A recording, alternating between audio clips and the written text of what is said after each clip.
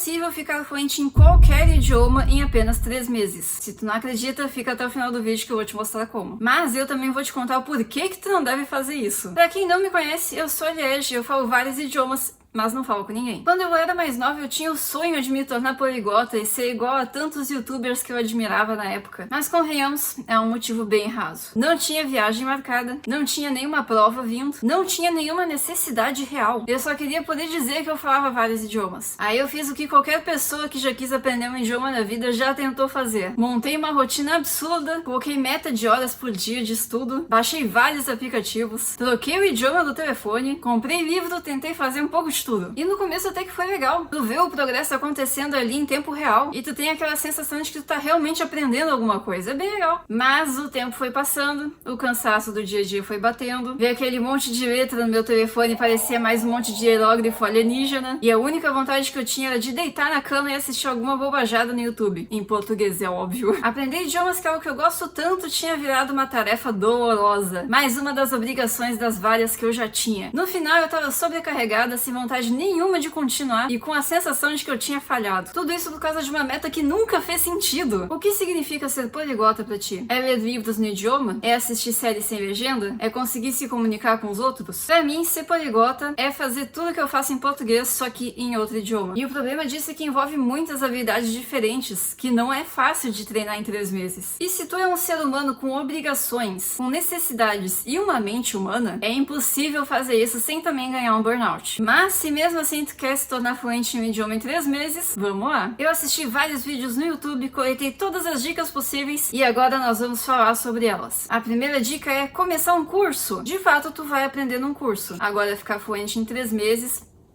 difícil. Ainda mais se for aula de 1 hora por semana. Segunda dica, ouvir música e assistir série. São boas estratégias sim, mas pra ficar fluente em 3 meses tu teria que fazer apenas isso e nada mais. Trabalhar, esquece. Obrigações, esquece. Dormir, nada disso.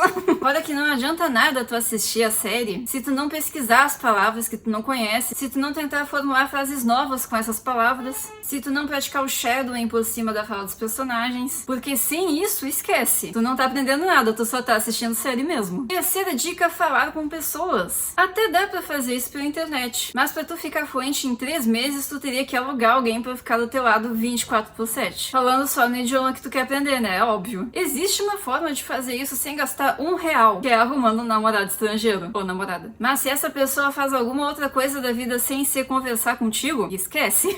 Não vai dar pra ficar fluente em 3 meses. Quarta dica, eu acho que é 4 pelo menos, se não... Próxima dica, trocar o idioma do telefone. Essa é clássica. E pra mim é a forma mais eficiente de ficar frustrado. Ainda mais se for um idioma com a escrita completamente diferente, tipo o japonês ou mandarim, que a cada segundo que tu mexe no teu telefone vai aparecer um ideograma diferente, aí tu tem que toda hora pesquisar no Google o que é aquilo.